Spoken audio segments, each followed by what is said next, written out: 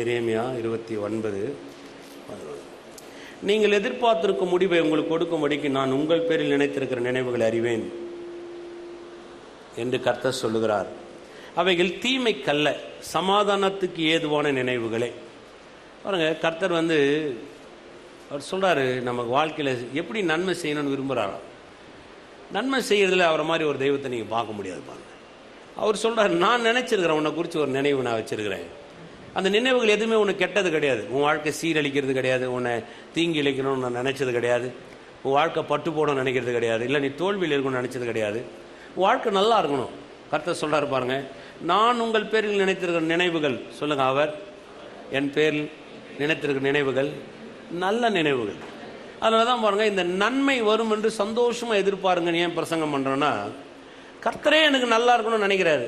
கர்த்தரே நான் நல்லா இருக்கணும்னு நினைச்சன உடனே அதை யார் தடுக்க செய்ய முடியும்? நீங்க யோசிச்சு பாருங்க. நீங்க கர்த்தரே நான் நினைக்கிறாரு, நீ நல்லா இருக்கணும்டா, நீ அப்படி வாழணும் நானே நினைக்கிறேன். அப்போ கர்த்தரே என்னை குறித்து இப்படி நினைக்கும் போது என் வாழ்க்கை எப்படி இருக்கணும் பாருங்க, யோசிச்சு பாருங்க.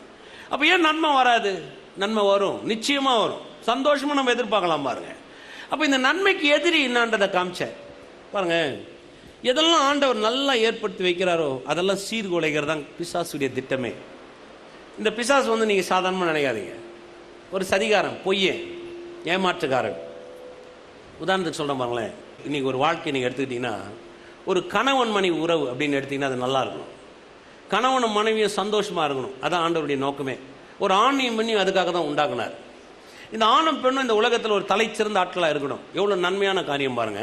இன்னைக்கு நீங்கள் பார்த்தீங்கன்னா உலகத்திலேயே தோல்வியான காரியம் எதுன்னு பார்த்தீங்கன்னா திருமணமாக மாறி போச்சு. கணவன் மனைவி உறவு பிரச்சனை, ஆண் பெண்ணும் இணைஞ்சு வாழ்றது ஒரு பெரிய போராட்டம். அது ஒரு நன்மையான வாழ்க்கை இல்லாத அளவுக்கு பிசாசு பண்ணிட்டான் பாருங்க. அப்போ எது கர்த்தர் நன்மை அதிகமாக வரும்னு ஒரு மனுஷனுக்கு ஏற்படுத்தி வைக்கிறாரோ, அந்த நன்மை அதிகமாக இருக்கிற அந்த நன்மையில் தீமை அதிகமாக இருக்குதுன்னு பிசாசு காமிக்க ஆரம்பிக்கிறான். அதனால இன்னைக்கு முழுவதும் நீங்கள் பாருங்கள், உலகம் முழுவதும் நீங்களே கொஞ்சம் யோசிச்சு பாருங்கள். திருமணம்னு சொன்னாவே ஒரு ஆரோக்கியமான சூழ்நிலை இல்லை. திருமணம்னு சொன்னாவே ஒரு நன்மையான காரியம் இல்லை. ரெண்டாவது நீங்கள் எடுத்துங்களேன், இன்னொரு உதாரணம் சொல்கிறேன். நீங்கள் நம்ம பிள்ளைகளை பெற்றெடுக்கிறோம், நல்லா இருக்கணும்னு ஆசைப்படுறோம், நல்லா ஸ்கூலில் அனுப்பிச்சு படிக்க வைக்கிறோம், நல்ல சூழ்நிலை அந்த பிள்ளைகளுக்கு உண்டாக்கி தரோம். ஏன் ஒரு குழந்தைய பெற்றெடுக்கிறதுல அளவு கடந்த ஆர்வம் உள்ளவமாக இருக்கிறோம். முதல்ல கல்யாணம் ஆகி ஒருத்தர் கன்சீவ் ஆனாங்கன்னா ஒரு பெரிய சந்தோஷம், அந்த குடும்பத்தில் ஒரு பெரிய மகிழ்ச்சி. நல்ல டாக்டர்கிட்ட கொண்டு போகிறோம், குடும்பத்தில் பெரிய குதூகலம். என்னென்ன ஆர்ப்பரம் இருக்குது பாருங்க. ஹாஸ்பிட்டலுக்கு கொண்டு போகும்போது கூட பாருங்க, சாதாரணமாக கொண்டு போக மாட்டாங்க, நல்ல ஹாஸ்பிட்டலுக்கு கொண்டு போவாங்க. சமீபத்தில் ஒருத்தர் சொன்னார் பாருங்க, அவங்க குழந்தைய பெற்றெடுக்கிறதுக்காகவே அந்த குழந்தைக்கு டெலிவரி பார்க்கறதுக்கு எல்லாமே சேர்த்து 1.5 லட்ச ரூபா செலவாச்சா. அதுக்காகவே தனியாக ஒரு ஹாஸ்பிட்டல் இருக்குது. அதுக்கு கொண்டு போனீங்கன்னா ஏசி ரூம், அதுக்கு தனியாக அதுக்கு என்னென்ன பண்ணணுமோ எல்லாம் பண்ணணும், அந்த அம்மாவுக்கு என்ன செய்யணுமோ எல்லாம் பண்ணணும், என்ன மருந்து சாப்பிடணும், மாத்திரை சாப்பிடணும், அப்படிலாம் பார்த்து பார்த்து பார்த்து ஒரு குழந்தைய பெற்றெடுத்தாரு பாருங்க. அவ்வளோ சந்தோஷம். ஆனால் அதுவே பாருங்க, அந்த குழந்தை ஒரு குறிப்பிட்ட வயசு இந்த பூமியில் வளரும் போது அது ஒரு வேதனையாக மாறி போகுது. சிலர்த்த சொன்னாங்க, என் பிள்ளை தாங்க எங்களுக்கு ஒரு வேதனை. என்கிட்ட ஒரு அம்மா இப்படியே சொன்னாங்க பாருங்க.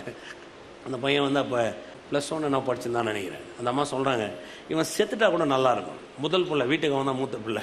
அவன் சொல்ல, இவன் செத்துட்டா கூட நல்லா இருக்கும் அப்படியே சொன்னாங்க. எனக்கு இந்த பிள்ளை இல்லைன்னா கூட பரவாயில்ல பிரதர். நான் கேட்டேன், பெற்றெடுக்கும் போது இப்படி நினைக்கலையே? ஐயோ, ரொம்ப ஆசையாக பெற்ற அந்த பிள்ளையை நான் வளர்த்த பாஸ்டர், இன்னைக்கு அந்த பிள்ளைனால எனக்கு மனநோவு. நீங்கள் யோசிச்சு பாருங்க. ஏங்க அந்த மாதிரி எப்படி ஒரு பிள்ளையால மன கஷ்டம்? ஏன் அப்படி ஒரு வேதனை? நீங்க யோசிச்சு, சங்கீதம் 127:4 நீங்க வாட்சி பாருங்க. அங்க சொல்றாரு சங்கீதக்காரன், கர்ப்பத்தின் கனி கர்த்தரால் வரும் சுதந்திரம், பிள்ளைகள் தேவன் கொடுக்கிற பரிசு. அப்போ ஒரு நல்ல பிள்ளை ஏன் இப்படி தீர்வு கேட்டு போகுது? ஏன் அப்படி ஆகுது? அதான் பிசாசுடைய நோக்கம். நன்மை எங்க அதிகமா இருக்குதோ, நன்மை எங்கெல்லாம் கர்த்தர்கிட்ட நிறைய வருதோ, நன்மை எந்த இடத்துல ஃப்ளோ ஆகுதோ அந்த இடத்துல பிசாசு தீமையை அதிகமாக்கி காமிக்கிறான், பிரச்சனை அதிகமாக்கி காமிக்கிறான், வேதனை அதிகமாக்கி காமிக்கிறான், கண்ணீர் அதிகமாக்கி காமிக்கிறான். கர்த்தர் நன்மை செய்யணும்னு நினைக்கிறாரு, அவன் அப்படியே ஆப்போசிட்டா ஒரு வாழ்க்கையை ஏற்படுத்தி காமிக்கிறான். பாருங்க, வேதம் சொல்லுது, அருமையா சொல்லுது பாருங்க, உன் மனைவி வீட்டோரங்களில் இருக்கும் திராட்சை செடி, உன் பிள்ளைகள் உன் பந்தியை சுற்றிலும் இருக்கிற ஒலிவ மர கன்றுகள். அப்போ உன் மனைவி வீட்டோரங்களில் இருக்கும் திராட்சை செடி. ஒரு திராட்சை செடி ஒரு நல்ல ஒரு சந்தோஷம் பாருங்க, களி கூறுதல், ஒரு நல்ல விஷயம் பாருங்க. இப்ப பாருங்க, ஒரு மனைவியை பார்த்து முள் செடி மாதிரி ஆயிடுச்சு. நிறைய கணவன் வாயில பாருங்க, இன்னைக்கு கூட நீங்க பட்டி மண்டலம் எடுத்து பாருங்க, குடும்பத்தை வச்சுதான் காமெடி பண்ணிட்டு இருப்பாங்க. ஒரு குடும்பத்துக்கு முக்கியமான ஒரு கணவனா மனைவியா, உடனே அதுல 1000 பேர் உட்காந்துருப்பாங்க. கணவனை பத்தி பேசினா மனைவி சிரிப்பாங்க, மனைவியை பத்தி பேசினா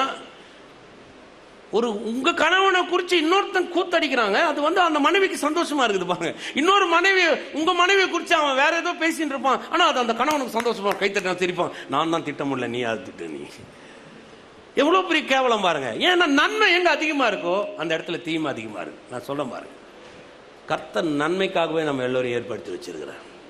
எத்தனை பேர் விசுவாசிக்கிறீங்க? பக்கத்தில் பார்த்து சொல்லணும், நன்மைக்காகவே. அப்போ புரிஞ்சுக்கணும், சில விஷயங்களை புரிஞ்சுக்கணும் பாருங்க. எங்கெல்லாம் நன்மை இருக்கு, எங்கெல்லாம் நன்மை இருக்கு, அந்த இடத்துல தான் அவனுடைய தாக்கத்தை அவன் அதிகமாச்சு காமிக்கிறான். ஒரு சபையை எடுத்துங்க, ஒரு சபை நல்லா இருக்குன்னு வைங்களேன். அந்த சபை நல்லா இருந்தா மக்கள் நல்லா இருப்பாங்க. இன்னைக்கு நல்ல கடவுளை ஜனங்க நோக்கி பார்க்கணும். விடுதலை கொடுக்குற ஒரு கடவுள் வேணும் மனுஷனுக்கு. கஷ்டத்தில் இருக்கிற மனுஷனுக்கு உதவி செய்யறதுக்கு ஒரு கடவுள் அவசியம். இன்னைக்கு சோர்ந்து போயிருக்கும் போது நம்பிக்கை இல்லாத இருக்கிற ஒரு மனுஷனுக்கு நம்பிக்கை கொடுக்கறது ஒரு கடவுள் அவசியம். இன்னைக்கு கண்ணீர்ல இருக்கிற ஒரு மனுஷனுக்கு அவனுக்கு சமாதானப்படுத்தி அவன் கண்ணீரை துடைக்கிறதுக்கு ஒரு கடவுள் அவசியம். வறண்டு போயிருக்கிற ஒரு மனுஷன் வாழ்க்கையில ஒரு வயல் வழியா கொண்டு வரதுக்கு ஒரு கடவுள் அவசியம். அதுக்கு ஒரு சபை அவசியம். நீங்க யோசிச்சு பாருங்க, நன்மை உள்ள இந்த சபையை இன்னைக்கு நடத்தவே கூடாதுன்னு பெரிய சட்டம், ஒரு எதிர்ப்பு, அடிதடி. இந்த கிறிஸ்துவ வளரக்கூடாது. ஏன்னா அது பிசாசுடைய தாக்கம், அது மனுஷனுடைய எண்ணம் கிடையாது. ஏன்னா நன்மை எங்க அதிகமா இருக்குதோ அந்த இடத்துல நிறைய போராட்டங்கள் இருக்கதான் செய்யும். நீங்களே நினைச்சு பாருங்க, ஒரு சபை ஆரம்பிச்சிருக்கு, அந்த சபையை ஆரம்பிச்சிருக்கு, இங்க எத்தனையோ பேர் வரீங்க. இன்னைக்கு காலைல கூட பாருங்க, பிரசங்கம் பண்ணிட்டு கீழே வர ஒரு அம்மா கை பிடிச்சி சொல்றாங்க, ரொம்ப சோர்ந்த நிலைமையில கை பிடிச்சி அந்த அம்மா சொல்றாங்க, நொந்து போய் வந்தேன் பாஸ்டர், வாழ்க்கை அப்படியே ஒரு மாதிரி வெறுப்பா வந்தேன், ரொம்ப சந்தோஷமா போறேன், கர்த்தர் எனக்கு நன்மை செய்வார் நான் எதிர்பார்க்கிறேன்.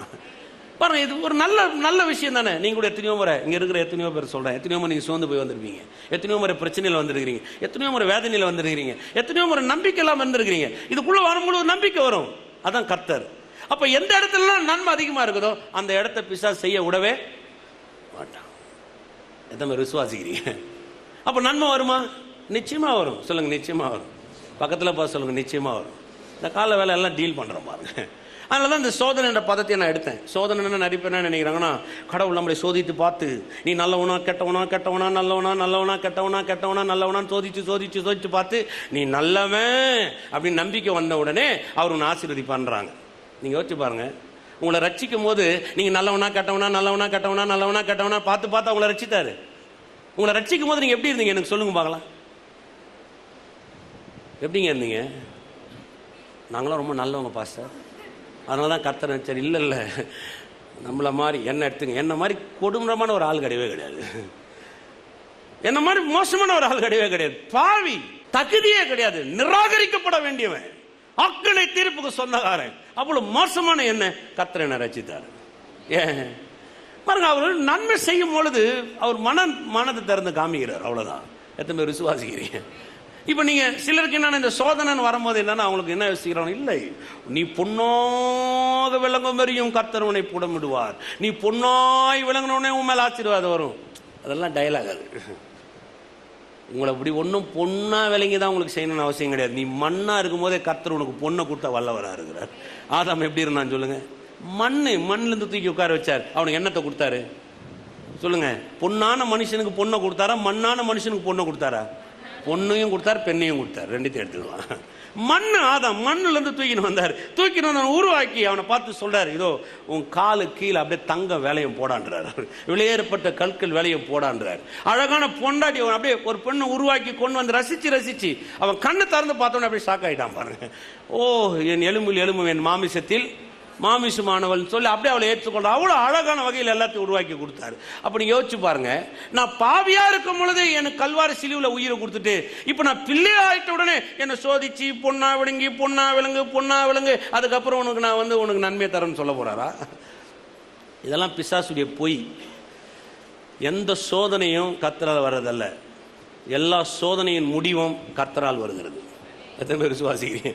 சொல்லுங்க, எந்த சோதனையும், நல்லா சத்தமா சொல்லுங்க, எந்த சோதனையும் கர்த்தரால் வருவது கிடையாது. எல்லா சோதனையின் முடிவும் கர்த்தரால் தான் வரும். எத்தனை பேர் விசுவாசிக்கிறீங்க? நல்லா விளங்கிக்கணும் பாருங்க. இதை விளங்கிக்கலன்னா நம்ம வாழ்க்கையில் ஒரு முன்னுக்கு போகவே முடியாது. பாருங்க, சோதனை போது பல விதமான வகையில் இருக்கு. சரீர ரீதியான சோதனை இருக்கு. இன்னைக்கு கூட நிறைய பேர் பாருங்க, சுகர் இருக்கும், அது ஒரு சோதனை. கொலஸ்ட்ரால் இருக்கும், அது ஒரு சோதனை. ஆமாம் இல்லைங்களா? சோதனை மாதிரி சரீர ரீதியாக ஒரு சோதனை. இது பிசாசு வந்து என்ன பண்ணுவான்னா, சாப்பிடும் போது நமக்கு ஆசையாக இருக்கும், சாப்பிட முடியாது, சோதனை. நல்லா எனக்கு ஸ்வீட் பிடிக்கும் பாருங்க, ரொம்ப பிடிக்கும், எனக்கு சுகரே கிடையாது, தப்பா எடுத்துக்காதீங்க. எனக்கு நல்ல கறி பிடிக்கும், எனக்கு பிடிக்கும். பாருங்க, சோதனைன்றது என்னன்னு பார்த்தீங்கன்னா சரீரம் வந்து அது ஏற்றுக்காது, அதுக்கு அகெயின்ஸ்ட், அதுக்கு எதிர்த்து நிற்கும். ரொம்ப அருமையாக இருக்கும் பாருங்க. இதெல்லாம் ரொம்ப நல்ல சாப்பாடு. சில நேரத்தில் பார்த்தீங்கன்னா சாப்பிடக்கூடாது. நான் உங்களுக்கு சொன்ன அங்கே போய் நின்று ஜாம் பண்ணுவேன், ஆண்டவரே இதில் இருக்கிற தீமெல்லாம் விளங்கணும், எனக்கு நன்மை உண்டாகணும், அவ்வளோதான். விசுவாசிக்கிறீங்களா? பைபிள் சொல்லுங்க, ஒரு வியாதியஸ்தனுக்காக ஆண்டவர் சொல்றார், நீ போய் வியாதியஸ்தன் மேல் கை வை, வியாதி நீங்கும், அவன் சுகமாவான். சொல்லுங்களேன், தப்பா ரைட்டா? அது நம்ம வியாதியஸ்தன் மேல் கை வைப்போம், ஆண்டவரே வியாதியஸ்தன் இல்லை. சாப்பாட்டில் கூட நிறைய வியாதி இருக்குது, கை வை, இங்க சாப்பாட்டில் கை வை. ஆண்டவர் இதில் இருக்கிற தீமை எனக்கு என்ன பண்ணணும்? விளக்கணும். நன்மை எனக்கு என்ன பண்ணணும்? உண்டாகணும். விசுவாசிக்கிறீங்களா? அப்ப பாருங்க, நம்ம வாழ்க்கையில இந்த சோதனைன்றதை ஜெயிக்கிறதுக்கு பல வழி இருக்கு. ஒன்று சரீர ரீதியான வகையில், இன்னொன்று ஆத்ம ரீதியான வகையில். இந்த ஆத்ம ரீதியாக வருகிற சோதனைன்றது அது ரொம்ப பெயின். எப்படின்னா யாருக்கிட்டையும் நம்மளால சொல்ல முடியாது. சில நேரத்தில் நம்மளால உணரக்கூட முடியாது. சில நேரத்தில் நமக்குள்ளே வியாகுலமாக இருக்கும், டிப்ரெஸ் ஸ்பிரிட், அதாவது சோர்வான ஒரு ஆவி இருக்கும். யார்கிட்டையும் நம்மளால பேசவும் முடியாது, யாரையும் நம்பவும் முடியாது. சில நேரத்தில் நமக்கு நம்மளே வெறுப்பாக இருக்கும். நமக்கே சில நேரத்தில் என்னடா வாழ்க்கை, அப்படியே ஒரு வெறுப்பாக இருக்கும். 4 பேர் முன்னாடி ஒன்றா நம்ம நிற்கலாம், ஆனால் உள்ளுக்குள்ள பயங்கரமான வகையில் உங்கள் ஆத்மா அவங்களை சோதனை பண்ணும். இது பிசாசுடைய இன்னொரு சோதனை, இதை மறந்துடாதீங்க. இந்த சரீர ரீதியான சோதனை கூட நீங்கள் ஒரு பெருசாக எடுத்துக்க மாட்டீங்க, ஆனால் இந்த ஆத்மாவில் வர சோதனை ஒரு பெரிய டார்ச்சர் பாருங்க. இது யார்ட்டையும் சொல்லவும் முடியாது, யார்கிட்ட பேசவும் முடியாது, யார்கிட்ட பகிர்ந்து கொள்ள முடியாது, இன்னொருத்தரால் உணரவும் கூட முடியாது. அதை உங்கள் ஃபீலிங் இன்னொரு உணர முடியுமா? முடியாது. அது உங்களால் உணரக்கூட முடியாது. ரொம்ப கஷ்டமான ஒரு விஷயம் பாருங்க. ஆனால் இதில் இருந்து வெளியில் கொண்டு வரதுக்கு ஒரே ஒருத்தர் தான் இருக்கிறார், கர்த்தர் மாத்திரம் தான் இருக்கிறார். இந்த ஆத்மா சோதனை வரும்போது என்ன உண்டாகுதுன்னா, முதலாவது உங்களை சொல்கிறேன் பாருங்க, நீங்கள் சோர்ந்து போயிடுவீங்க. ரெண்டாவது, இந்த ஆத்மா சோறு வரும்பொழுது அவிசுவாசமான வார்த்தைகள் உங்கள் வாயிலிருந்து புறப்படும். மூணாவது, இந்த ஆத்மா சோதனை வரும்பொழுது தனித்து இருக்கலாம்னு நினைப்பீங்க. வேணாம், எதுவுமே வேணாம், எதுவுமே வேணாம், எதுவுமே வேணாம், எதுவுமே வேணாம், அப்படி போயிடலாம்னு நினைப்பீங்க. சில நேரத்தில் இந்த ஆத்மா சோதனை வரும்போது யாரையுமே பிடிக்காது. மனுஷனை பிடிக்காது, உலகத்தை பிடிக்காது, சாப்பாட்டை பிடிக்காது, தூக்கத்தை பிடிக்காது, எதுவுமே பிடிக்காது. இது வந்து ஒரு கொடூரமான விஷயம் பாருங்க. இந்த ஆத்மா சோதனை உங்களுக்கு வரும்பொழுது நிறைய பிற்போக்கான எண்ணங்கள் வரும். பிற்போக்கான எண்ணங்கள்னா உங்க வாழ்க்கையில ஒரு எக்ஸ்ட்ரீமா பிசாசு காட்டுவான். இதெல்லாம் இனி வந்து உனக்கு வந்து எதுவுமே நடக்காது, முடிஞ்சு போச்சு, பரவாயில்ல, முயற்சி எடுக்காத, போதும், அந்த அளவுக்கு வந்துடுவான் பாருங்க. இந்த ஆத்ம சோதனையை ஜெயிக்கிறதுக்கும் கர்த்தர் உங்களுக்கு உதவி செய்ய வல்லவராக இருக்கிறார். எத்தனை விசுவாசிங்க சொல்லுங்க, நன்மை வரும் பாருங்க. இந்த ஆத்ம சோதனைன்றது நீங்க வந்து அப்படி வரும்போது நான் உங்களுக்கு சொல்றேன் பாருங்க, எப்பவுமே அதை தன்னந்தனியா நின்று சதிக்காதீங்க, கர்த்தருடைய சமூகத்தில் போய் நின்று சந்திங்க. இது தேவ பிரசன்னம் மாத்திரமே இதை மாற்றக்கூடிய ஒரே ஒரு இடம். இயேசு சிலுவையில் மரிக்க போறார், ஒரு தோட்டத்துக்கு கொண்டு போனார். என்ன தோட்டம்? எந்த தோட்டம்? கெத்செமனே தோட்டம். எது கெத்செமனே தோட்டத்துக்கு கொண்டு போனார்? அவர் தான் சிலுவையில் மரிக்க போறார். அவருக்கு தெரிஞ்ச விஷயம், இதை பலமுறை சீஷர்களுக்கு சொல்லி இருக்கிறார். அவர் பிறக்கிறதுக்கு முன்னாடி அவர் பிறந்த நோக்கமே அதுதான், அதுக்காக தான் அவர் பிறந்தார் தெரியும். ஆனா கெத்செமனே தோட்டத்துக்கு தனித்து போய் அவர் ஜெபம் பண்றாரு பாருங்க. வேதம் சொல்லுது, நீங்க வாட்சி பார்த்தீங்கன்னா அவர் ஆத்மா வியாகுலப்பட்டது. ஏன்னா அந்த ஆத்மா வியாகுலத்திலிருந்து உங்களை வெளியில கொண்டு வரதுக்கு எந்த மனோ தத்துவ டாக்டராலையும் முடியாது. எழுதி வச்சிங்க, நான் சொல்றேன் உங்களுக்கு. உங்க ஆத்மாவில் இருக்கிற போராட்டத்தினால எந்த விதமான பெஸ்ட் கவுன்சிலிங், அதாவது சைக்காட்ரிக் பெஸ்ட் கவுன்சிலிங்கால கூட உங்களை வெளியில கொண்டு வர முடியவே முடியாது. இம்பாசிபிள். உன தற்காலிகமா நிவாரணமா இருக்கலாம், அங்க உட்கார்ந்து சில நேரத்தில் கேட்கிற வரி இருக்கலாம். ஆனா உங்க ஆத்ம சோதனையிலிருந்து, அந்த ஆத்ம வியாகுலத்திலிருந்து பரிபூர்ணமான விடுதலையை ஒருத்தரால மாத்திரம் தான் கொண்டு வர முடியும், பரிசுத்த ஆவியானவரால் மாத்திரம் தான் கொண்டு வர முடியும். அதனாலதான் பாருங்க, தேவ சமூகம்ன்றது இட்ஸ் நாட் ஆர்டினரி. சில நேரத்தில் நீங்க நினைக்கலாம், நீங்க சர்ச்சைக்கு போகலாம் கர்த்தர், இல்ல. நீங்க வரும்போது தேவ சமூகத்துக்குள்ள என்ட்ராகும் போதெல்லாம் பரலோகத்தினுடைய பிரச்சனை உங்க மேல வருவதற்கு நீங்க வழி கொடுக்குறீங்கன்னு அர்த்தம். எத்தனை பேர் விசுவாசிக்கிறீங்க பாருங்க. நேற்று ரொம்ப நல்லா என் பொண்ணு ஒரு கேள்வி கேட்டா. நான் ஜெபம் பண்ணினே இருந்தேன் பாருங்க. ஜெபம் பண்ணினேன், அந்த கண்ணு திறந்தனே ஜெபம் பண்ணிருந்தேன். அவ கேட்டேன், என்னப்பா ஜெபம் பண்ணீங்க, கண்ணே மூடல? அப்ப அவளுக்கு ஜெபம்னா என்ன, கண்ணு மூடினா என்ன பண்ணும்? அவர்கிட்ட சொன்னேன் பாருங்க, நல்ல விஷயம். அப்போ அவர்கிட்ட சொன்னேன், ஜெபம் பண்ணும்போது ஏன் கண்ணு மூடுறோம்? இப்போ ஜெபம் பண்ணா கண்ணு மூடிக்கணும்பா, எதுவும் பார்க்கக்கூடாதுப்பா. அப்போ அவர்கிட்ட சொன்னேன், ஜெபம் பண்ணும்போது ஏன் கண்ணு மூடுறோன்னா, நீ கண்ணு மூடினா எதுவும் பார்க்க மாட்டேன், அப்போ கடவுளை தான் நீ பார்ப்ப. அப்ப கண்ணை திறந்துன்னு கூட ஜெபம் பண்ணலாம். கண்ணை திறந்துன்னு போது நீ ஜெபம் பண்ணும் போது எதையுமே கண்ணுக்கு தெரியக்கூடாது, கடவுள் மட்டும் தான் தெரியணும். அவ அப்படியே பாக்குறா பாருங்க. நான் இவர் அப்பா வேற மாதிரி எதுவும் சொல்லித்தராரு நமக்கு. நான் சொல்றது உங்களுக்கு புரியுதுங்களா? நம்ம கூட இந்த சில விஷயங்கள் நமக்கு புரியாது பாருங்க, சில விஷயங்கள் நமக்கு தெரியாது. நான் கோயிலுக்கு போயிட்டு வந்தால் கடவுளை என்ன ஆசீர்வச்சிடுறாரு, நான் வந்து கர்த்தர்கிட்ட போய் உட்காந்து இல்லை. நீங்கள் வந்து ஒரு தேவாலயத்துக்குள்ளே வரும் பொழுது, ஒரு ஆண்டவர் சமூகத்துக்குள்ளே வரும் பொழுது, அங்கே இயற்கைக்கு அப்பாற்பட்ட வகையில் உங்கள் சரீரம், உங்கள் எண்ணம், இந்த சூழ்நிலைகள் இதுக்கு அப்பாற்பட்ட வகையில் ஒரு பிரசனம் உங்கள் ஆவியில் கிரியை செய்து கொண்டிருக்கு. அதே மாதிரி விசுவாசிக்கிறீங்க அதை. அதனால தான் பாருங்க, சபைன்னு சொல்லும் போது நிறைய பேர் அது அவ்வளோ நாட்டை எடுக்கிறது கிடையாது. அது உங்களையே அறியாமல் உங்களுக்குள்ள ஒரு வேலை செய்யுது. அப்போ ஆத்ம சோதனையிலேருந்து உங்களை விடுதலை கொண்டு வர ஒரே சக்தி நான் சொல்றேன் பாருங்க, நீங்க எப்பொழுதெல்லாம் தனிச்சு நிற்கிறீங்களோ அப்போல்லாம் தேவ சமூகத்தை தவிர வர வழியே கிடையாது. உங்க நேரத்தில் எந்த அளவுக்கு கர்த்தரோடு நீங்க இடைப்படுறீங்களோ, எந்த அளவுக்கு உங்களுடைய தனிப்பட்ட நேரத்தை கடவுளோட நீங்க ஸ்பெண்ட் பண்றீங்களோ, வாயை விட்டு உங்க வாயை திறந்து அந்த தேவ பிரசன்னத்தில் வரும் பொழுது உங்களுக்குள்ள இருக்கிற அந்த டிப்ரெஷன், உங்களுக்குள்ள இருக்கிற அந்த வியாகுலம், உங்களுக்குள்ள அந்த வேதனை, அது என்னன்னா இருந்துன்னு போட்டங்க, உங்க மனமா இருக்கலாம், உங்க பொருளாதாரமா இருக்கலாம், உங்களை சுத்தி இருக்கிற சூழ்நிலையா இருக்கலாம், ஏன் உங்கள் உடல் ரீதியா இருக்கலாம், ஏன் உங்க தாம்பத்திய உறவா இருக்கலாம், உங்க கணவன் மனைவி ஒரு செக்ஸா இருக்கலாம், அது எதனா இருக்கலாம். மனம் தெரிந்த அந்த தேவ சமூகத்தில் வரும்போது நீங்க பேச ஆரம்பிச்சு பாருங்க, நான் சொல்றேன் ஒரு பொழுது உங்களுக்கு கர்த்தர் விடுதலை தர வல்லவராரு. எத்தனை பேர் விசுவாசிக்கிறீங்க? ஏன்னா இது அந்த ஒரு இடம் மாத்திரம் தான், அந்த தேவ சமூகம், அந்த தேவ பிரசன்னம், அந்த ஒரு இடம் மாத்திரம் தான் உங்க ஆத்மாக்குள்ள கிரியை செய்கிறதுக்கு ஒரு வல்லமை உள்ள காரியம். எத்தனை பேர் விசுவாசிக்கிறீங்க? நல்லதான் பாருங்க, ஜெபம் பண்ண உடனே நமக்கு அது ரொம்ப நல்லா இருக்கும். பரமண்டத்தில் பரமபிதாவே நாம் பரிசுத்தப்படும் அப்படி கிடையாது. இது அப்படி போறதில்லை. ஜெபம் பண்ணி முடிச்ச உடனே இம்மீடியட்டா நைட்டில் பாருங்க குடும்ப ஜெபம் நடக்கும் எங்கள் வீட்டில். முடிச்ச உடனே ஆமென் உடனே ஏன் ஆத்மாவே கர்த்தரை ஸ்தோத்திரி 3 சவுண்ட் அதிகமாக கேட்கும். 3 பிள்ளைங்களும் ஓவராகும். ஏன்னா ஆத்மாவே கர்த்தரை ஸ்தோத்திரி மூலியமா பரிசுத்தம். அதில் 3வது பிள்ளை ஹெவியா சொல்லுவான். ஏன்னா பிரேயர் முடிச்சிட்டார் அப்பா. புரியுதுங்களா? அவங்களுக்கு வந்து என்னன்னா அந்த பிரேயர் முடியும் போது இது சொன்னா முடிஞ்சிருச்சு. இல்லை, அது இல்லை பிரசனம். அது சின்ன பிள்ளைங்க. இன்னைக்கு அநேக ஆவிக்குரிய ஆட்கள் கூட வளர்ந்து கூட சின்ன பிள்ளை மாதிரி இருப்பாங்க. அந்த தேவ பிரசனம்னு வரும்போது, அந்த தேவ சமூகத்துக்குள்ள நீங்க வரும்பொழுது உங்களுடைய எண்ணம் முதல்ல உங்களுடைய ஆவி அப்படி விரிவா கொடுக்குறீங்க. உங்க மனதுக்குள்ள, உங்க ஆத்மாக்குள்ள கர்த்தரை கொண்டு வரீங்க. அங்க கொண்டு வரும் பொழுது ஒரு மாற்றத்தை, ஒரு பரிமாற்றத்தை உங்களால காண முடியும். ஏமே வாசிக்கலாம் பாருங்க, சங்கீதக்காரனை காட்டுறேன். பெஸ்ட் உதாரணம் அவன் தான். ஏன்னா ஆத்மா வந்து கமாண்ட் பண்ணணும் பாருங்க, அது ரொம்ப முக்கியம். நிறைய பேர் நம்ம செய்யறதுல. வாசிக்கலாம் பாருங்க, சங்கீதம் 41:4 வாசிக்கிறேன். கர்த்தாவே என் மேல் இரக்கமாயிரும், உமக்கு விரோதமாய் பாவம் செய்தேன். அடுத்த லைன் ரொம்ப முக்கியம். என் ஆத்துமாவை குணமாக்கும் என்று நான் சொன்னேன். சொல்லுங்க, ஆத்துமாவை குணமாக்கும். என்ன மாதிரி வார்த்தை பாருங்க. சொல்லணும், எனக்குள்ள ஒரு இன்னர் ஹீலிங் வேணும் ஆண்டவர். என் ஆத்மாவை வந்து நீங்க சுகமாக்கணும், அது உள்ள வரணும், அது உள்ள நடக்கணும் பாருங்க. என் ஆத்மாவை குணமாக்கும். ஏன் அப்படி சொல்றான்றதுக்கு அதுக்கு பதில் சொல்றான் பாருங்க. ஒருவன் என்னை பார்க்க வந்தால் வஞ்சனையாய் பேசுகிறான், அவன் தன் இருதயத்தில் அக்கிரமத்தை சேகரித்துக் கொண்டு தெருவிலே போய் அதை தூற்றுகிறான். என் பகஞ்சர் எல்லாரும் என் மேல் ஏகமாய் முணுமுணுத்து எனக்கு விரோதமாக இருந்து எனக்கு பொல்லாங்கு நினைத்து தீரா வியாதி அவனை பிடித்துக் கொண்டது. படுக்கையில் கிடக்கிற இவன் இனி எழுந்திருப்பதில்லை என்றார்கள். என் பிராண சிநேகிதனும் நான் நம்பினவனும் என் அப்பம் புசித்தனுமாகிய மனுஷன் என் மேல் தன் குதிகாலை தூக்கினான். கர்த்தாவே, நீர் எனக்கு இறங்கி நான் அவர்களுக்கு சரிக்கட்ட என்னை எழுந்திருக்க பண்ணும்.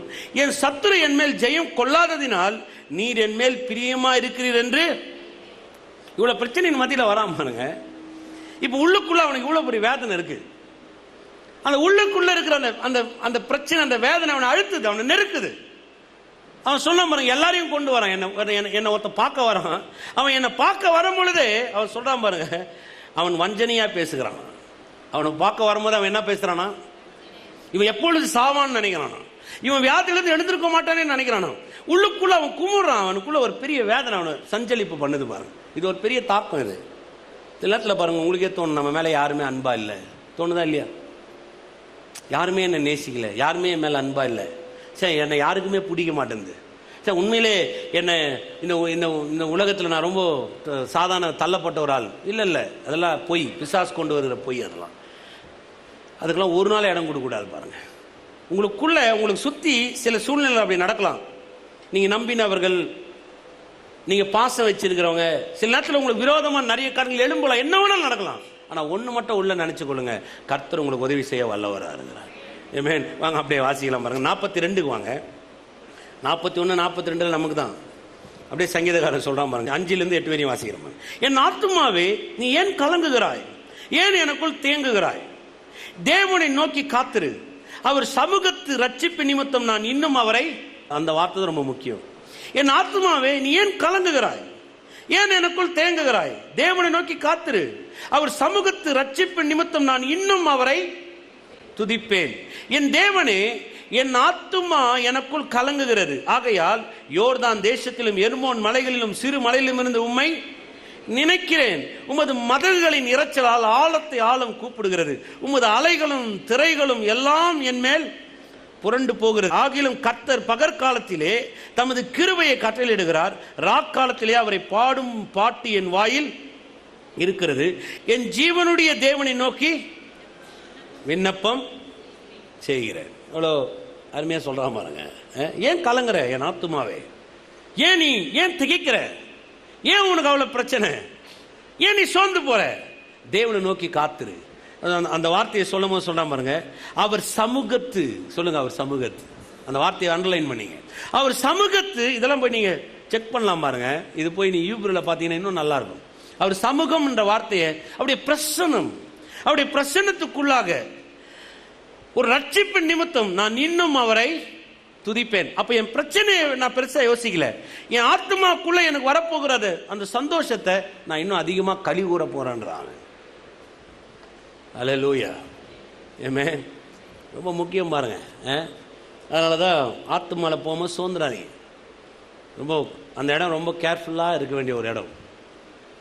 அதில் தான் நிறைய பேர் பின்னு வாங்கிடுவாங்க, நிறைய பேர் பைபிள் வாசிக்க மாட்டாங்க, நிறைய பேர் நம்பிக்கை இழந்துருவாங்க, நிறைய பேர் பரவாயில்ல இருக்கட்டும் நடக்கட்டும்னு போயிடுவாங்க. ஆனால் அந்த இடத்துல நீங்கள் ஜெயிச்சிட்டிங்கன்னா உங்கள் வாழ்க்கையில் எல்லா பகுதியிலுமே பெரிய வெற்றி நீங்கள் காண முடியும். எத்தனை பேர் விசுவாசிக்கிறீங்க?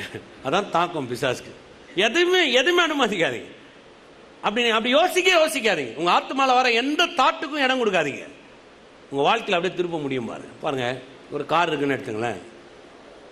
ஒரு காருக்கு 4 வீல் இருக்கு, அதுக்கு ஒரு ஸ்டேரிங் இருக்கு. இந்த ஒரே ஸ்டேரிங்கில் 4 வீலும் திரும்புதா இல்லையா? ஒவ்வொரு வீலுக்கு ஒரு ஸ்டேரிங் வச்சிருந்தா என்ன இருக்கும்னு நினைக்கிறீங்க? திரும்பவே முடியாது. ஒரே ஸ்டேரிங் 4 வீலும் திருப்பிடலாம், முழு காரையும் திருப்பிடலாம். கர்த்தர் ரொம்ப நல்லவர் பாருங்க. அப்படி வார்த்தையை ஒரு சென்டரா வச்சிட்டாரு. உங்கள் ஆவியின் பிரச்சனை, உங்கள் ஆத்மாவின் பிரச்சனை, உங்கள் சரீரத்தின் பிரச்சனை, உங்க மனதின் பிரச்சனை, இந்த 4த்தையும் அப்படியே டர்ன் பண்ணணும். நீங்க திருப்பும் பொழுது நீங்க எந்த திசைக்கு கொண்டு போகணும்னு நினைக்கிறீங்களோ அந்த இடத்த, அந்த இலக்கை நீங்க போய் கண்ணடையலாம். அப்போ இதை திருப்புற வேலை தான் நம்மகிட்ட இருக்குது பாருங்க. எல்லாமே ஆண்டவர் சென்டர் பண்ணி வச்சுட்டாரு. அப்படி வார்த்தையை கொடுத்துட்டாரு நம்ம கிட்ட. இப்போ அந்த சென்டரா இருக்கிற வார்த்தையை எடுத்து நான் தான் திருப்ப வேண்டியதா இருக்குது பாருங்க. என் ஆத்மாவை எனக்கு தேவையான அந்த பிரச்சனையில வர முடியாது கொண்டு வரணும், என் சரீரத்தை கொண்டு வரணும், என்னுடைய எண்ணங்களை கொண்டு வரணும், என் ஆவி முறிந்து போகணும் அதில் கொண்டு வரணும். இது ஒரு பெரிய வேலை. இதை நீங்க செய்யும் பொழுது பாருங்க, பிசாசுடைய எல்லா சோதனையிலிருந்து நீங்க ஜெயித்து மேலே வர ஆரம்பிச்சு. எத்தனை பேர் விசுவாசிக்கிறீங்க? ஆமென். சொல்லுங்க, கர்த்தர் நல்லவர். வாசிக்கலாம் பாருங்க. சில நேரத்தில் சோதனைன்னு வரும்போது சோர்ந்து போகாமல் இருக்கிறதுக்கு கர்த்தர் நிறைய காரியங்களை நமக்குள்ள சொல்லித்தராரு பாருங்க. மத்தேயு எழுதின சுவிசேஷ புத்தகம் 13ஆம் அதிகாரம் 24லிருந்து வாசிக்கிறேன், 30 வரையும் வாசிக்கிறேன். இயேசு சொல்றாரு இந்த ஓமையை. வேறொரு ஓமையை அவர்களுக்கு சொன்னார். பரலோக ராஜ்யம் தன் நிலத்தில் நல்ல விதையை விதைத்த மனுஷனுக்கு ஒப்பாயிருக்கிறது. மனுஷர் நித்திரை பண்ணுகையில் அவருடைய சத்துரு வந்து கோதுமைக்குள் களைகளை விதைத்து விட்டு போனான். பாருங்க, இயேசு ஓமையை சொல்றாரு. சிம்பாலிக்கா ஓமைன்னு சொன்னா ஒரு விஷயத்தை எப்படி நம்ம புரிஞ்சுக்கணும், அதனால அதை கொண்டு வராரு. பரலோக ராஜ்யம் தன் நிலத்தில் நல்ல விதையை விதைக்க மனுஷனுக்கு ஒப்பா இருக்குது. அப்போ பரலோகத்திலிருந்து வர காரியங்களா என்ன காரியம்? சொல்லுங்க, நல்ல காரியம். பக்கத்தில் பார்த்து சொல்லுங்க, நல்ல காரியம். அப்போ பரலோகம் உங்களுக்குள்ள கொண்டு வர ஒவ்வொரு விதையும் ஒவ்வொரு காரியமும் எப்படிப்பட்ட காரியம்? நல்ல காரியம். அதுல எந்த விதமான சந்தேகமே வேணாம். அதனால சொல்றார், பரலோக ராஜ்யம் தன் நிலத்தில் நல்ல விதையை விதைத்த மனுஷனுக்கு ஒப்பா இருக்கிறது. அப்ப நல்ல காரியங்களை பரலோகத்திலிருந்து கர்த்தர் தராரு பாருங்க. 25, மனுஷன் நித்திரை பண்ணியில் அவனுடைய சத்துரு வந்து கோதுமைக்குள் களைகளை விதைத்து விட்டு போனான். அப்ப சத்துரு வரான், எப்போ வரான்னா நம்ம நித்திரையா இருக்கும் பொழுது, நமக்கு தெரியாத போது, ஏதோ ஒரு வகையில் எந்த எந்த நல்ல விதம் உங்களுக்கு வந்து விழுதோ, இப்ப இவன் வந்து என்ன செய்யறான், அதுல களைகளை விதைச்சு விட்டு போறான். பயிரானது வளர்ந்து கதிர்விட்ட போது களைகளும் காணப்பட்டது. பாருங்க, ஒரு விஷயம் நல்லா வளர்ந்து வருது, கோதுமை நல்லா வளர்ந்து வருது, கூடவே என்ன இருக்குது, களையும் இருக்குது. உடனே அவங்க வீட்டு எஜமானனை பார்த்து வேலைக்காரன் கேட்கறான். 27வது வசனம். வீட்டு எஜமானுடைய வேலைக்காரர் அவனிடத்தில் வந்து, ஆண்டவனே, நீர் உமது நிலத்தின் நல்ல விதையை விதைத்தீர் அல்லவா, பின்னை அதில் களைகள் எப்படி உண்டானது என்றான். கேள்வி கேட்கறான். ஆண்டவரே, நீ களையை விதைக்கவே இல்லையே, களை எப்படி வந்துச்சு? எப்படி? நீங்க யோசிச்சு பாருங்க. இன்னைக்கு கூட உங்க வாழ்க்கையில் நிறைய பிரச்சனை இருக்கு, எப்படி அந்த பிரச்சனை வந்துச்சு யோசிச்சு பார்த்தீங்களா? கர்த்தர் உங்களுக்கு பிரச்சனை விதைச்சாரா? உங்களுக்கு கொடுத்தது யாருங்க? தன் சொந்த குமாரனையே அவர் உங்களுக்கு கொடுத்திருக்க மாட்டேன், எல்லாவற்றையும் உங்களுக்கு இலவசம் அருளாது இருப்பது எப்படி? அப்ப எப்படி பிரச்சனை? ஏன் நோய்? ஏன் வியாதி? ஏன் தரித்திரம்? ஏன் தோல்வி? அப்ப இதெல்லாம் கலை. அப்ப இதெல்லாம் யார் விதைக்கிறது சொல்லுங்க? இதெல்லாம் யாருங்க விதைக்கிறது? நல்லா தான் சொல்லுங்களேன். அப்ப நல்ல நல்ல கோதுமை உங்களுக்குள்ள விதைக்கப்பட்டிருக்குதா? விதைக்கப்பட்டிருக்குதா? விதைக்கப்பட்டிருக்குது. இப்ப இந்த நல்ல கோதுமையை கூட இன்னும் பிசாசு விதைச்சிருக்கிறான். களைகள் என்ன பண்றான்? விதைச்சிருக்கான். இப்ப ரெண்டும் வளருது. அதுக்கு வீட்டு எஜமான் பதில் சொல்றாரு பாருங்க. 28. அதற்கு அவன், சத்துரு அதை செய்தான். ஒரே கேள்விதான், பேச்சே கிடையாது. என்ன சொன்ன? சத்துரு அதை செய்தான். சத்துரு அதை செய்தான். அப்பொழுது வேலைக்காரர், நாங்கள் போய் அவைகளை பிடுங்கி போட உமக்கு சித்தமா என்று கேட்டார்கள். உடனே வேலைக்காரர் சொல்றான், ஐயோ, அப்புறம் வேலை செய்யட்டுமா, நாங்களாம் போய் களையை பிடுங்கிட்டுமா? உடனே அதுக்கான எஜமா என்ன சொல்றான் பாருங்க. அதற்கு அவன், வேண்டாம், களைகளை பிடுங்கும் போது நீங்கள் கோதுமையும் கூட வேரோட பிடுங்காதபடிக்கு இரண்டையும் அறுப்பு மட்டும் வளர விடுங்கள். பாருங்க, வேலைக்காரன் உடனே சொல்றான், ஐயோ, நீ கோதுமை விளைச்சிட்ட, இப்ப களையை வந்து சத்துரு விளைச்சிட்டு போயிட்டான், இப்ப நாங்க வேலைக்காரங்க ரெடியா இருக்கிறோம், நாங்க போய் அறுத்துட்டுமா, அந்த களையை பிடுங்கட்டுமா? அதுக்கு என்ன சொன்னாரு அந்த வீட்டு எஜமா? ஏன் ஏன் இப்ப நீங்க நன்மை வளர்ந்துட்டு இருக்குதுங்க, நன்மை வளர்ந்துட்டு இருக்குது, இப்ப கோதுமை களையும் வளர்ந்துட்டு வருது. இப்ப இவன் களையை பிடுங்கும் போது கோதுமையை பிடிங்கிட்டா, நான் சொல்றது விளங்குதா? ஆனா கோதுமை கண்டிப்பா அறுவடை வரும். கோதுமையை நம்ம அறுவடை செஞ்சே ஆகணும், அதுக்கு ஒரு டைம் இருக்குது. இப்ப நீ போய் அவசரப்பட்டு ஏதாவது அதை பிடுங்க ஆரம்பிச்சுன்னா கோதுமை என்ன ஆயிடும்? கோதுமை என்ன ஆயிடும்? போயிடும். அதனால என்ன சொல்ற, வேண்டாம், அதை என்ன பண்ண, அப்படியே விட்டு வை, அறுப்பு காலம் மட்டும். சொல்லுங்க, அறுப்பு காலம் மட்டும். உங்க வாழ்க்கையில் சொல்ற பாருங்க, ஒரு சோதனை, ஒரு பிரச்சனையை பார்க்கும்போது நீங்க போய் உடனே அதை டீல் பண்ண ஆரம்பிச்சிடாதீங்க. உடனே அதை ஏதாவது செஞ்சிடலாமா, ஏதாவது பண்ணிடலாமா, ஏதாவது செஞ்சிடலாமா, பண்ணாதீங்க. பொறுமையா இருங்க, பொறுமையா இருங்க, கொஞ்சம் பொறுமையா இருங்க. ஏன்னா நீங்க இப்ப அதை பிடுங்க போனீங்கன்னா கர்த்தர் உங்களுக்கு செஞ்சிருக்கிற நன்மையை நீங்க பிடிங்கிடுவீங்க. உங்களுக்கு ஒரு பிரச்சனை வருது, ஒரு சோதனை வருது, அது கலையா கண்ணுல தெரியுது, உடனே அதை டீல் பண்ண ஆரம்பிச்சிடாதீங்க. நான் சொல்றது விளங்குதா? நம்ம எப்பவுமே எப்படி தெரியுமா, ஒரு பிரச்சனை வந்தா இம்மீடியட் ஆக்ஷன் காட்டுறது யாருன்னு நினைக்கிறீங்க? யாரு? யாருங்க? நம்ம தான். நீங்களே யோசிச்சு பாருங்க. இதே நம்ம நிலமா இருக்குது, கோதுமை வளைஞ்சு களை வந்துருக்குது, உடனே என்ன பண்ணுவோம்? அடுத்த நாள் கத்தி எடுத்து போயிடுவோம். ஒன்று ஒன்றா பொறுமையா எப்படியாவது புனியும் போட்டுடலாம். ஒரு பயிர் போனால் கூட அது லாஸ் யாருக்கு? சொல்லுங்க, லாஸ் யாருக்கு? ஒரு களையால ஒரு பயிர் இழக்கலாமா? சொல்லுங்க, இழக்கலாமா? களையும் வெளியில போனோம், பயிரும் உங்ககிட்ட வந்து சேரணும், லாஸே ஆகக்கூடாது. கர்த்தர் என்ன சொல்றாரு? உங்க வாழ்க்கையில் நிறைய நன்மைகள் வளர்ந்து வருது, பயப்படாத. இப்ப நிறைய சோதனை கூட வருது, பயப்படாத, பயப்படாத, பொறுமையாரு. இப்ப என்ன, ஒரு காலம் வருது, உன் நன்மையை நீ அறுக்கும் காலம் வரும்போது உன் கலை தானா அந்த அறுப்புல இருந்து வெளியில போயிடும். எப்போ உனக்கு நன்மை உன் கையில வந்து சேருதோ அப்போ உன் பிரச்சனை எல்லாமே உனக்கு முடிவா மாற ஆரம்பிச்சிடும். எத்தனை விசுவாசிக்கிறீங்க? ஒரு சிலருக்கு வழங்கி வீசிடாதீங்க. அப்ப நம்ம சோதனை மத்தியில் போகும்போது பாருங்க, எந்த ஆக்ஷனும் காட்டாதீங்க. பக்கத்தில் பார்த்து சொல்லுங்க, அமைதியா இருங்க. இதை கொஞ்சம் பொறுமையா சொல்லலாம், அமைதியா இருங்க. எப்படி சொல்லணும்? அமைதி. நம்ம என்ன பண்ணுவோம்? அந்த நேரத்தில் தான் உபவாசமே போடுவோம், விடவே கூடாது. அப்படி இல்லை, இப்போ நீ போய் அந்த கலையை என்ன பண்ணக்கூடாது? டச்சே பண்ணக்கூடாது. நீ கலைக்கிட்டே இப்போ என்ன பண்ணக்கூடாது? இருக்குது கலை இருக்குது. எஜமா சொல்ல இருக்கட்டும், அமைதியாரு அமைதியாரு. வேலைக்காரன் சொல்றான், அடுத்த நாள் வந்து கேட்கறான், அறுத்துட்டுமா? அமைதியாரு. அடுத்த நாள் வந்து கேட்கறான், ஐயோ கலை கொஞ்சம் கொஞ்சமா பெருசாது, அறுத்துட்டுமா? அமைதியாரு. ஐயோ ஐயோ அமைதியாரு, அமைதியாரு. கோதுமை வளர்ற வரையும் அமைதியாரு, அமைதியாரு, அமைதியாரு, அமைதியாரு. நாள் வருது, உங்க நன்மை அறுக்கும் நாள் வரும்போது களையை சேர்த்து அறுக்கிறோம். ஆனா களை அப்படியே கொண்டு போய் நெருப்புல போடப்படும், கோதுமை மொத்தம் களைஞ்சில கொண்டு போய் சேர்க்கப்படும். உங்க நன்மை வளர்ந்து வரும். பிசாசு கொண்டு வந்திருக்கிற எல்லா காரியங்களும் கிரியைகளும் எரி நரகத்தில் போய் விழ ஆரம்பிக்கும். உங்க ஆசீர்வாதம் எல்லாம் பரலோகத்தில் உங்ககிட்ட வந்து சார். அதுமே விசுவாசிக்கிறீங்க. பக்கத்தில் பார்த்து சொல்லுங்க, பொறுமையாக நல்லா தான் சொல்லுங்களா அதை. அப்போ சோதனை வரும்போது என்ன பண்ணணும், என்னங்க பண்ணணும்? நம்ம ஆளுங்க கூட பாருங்க, எப்போ எக்ஸாம் வருதோ அப்போ தான் தூக்குவான் புக்கை.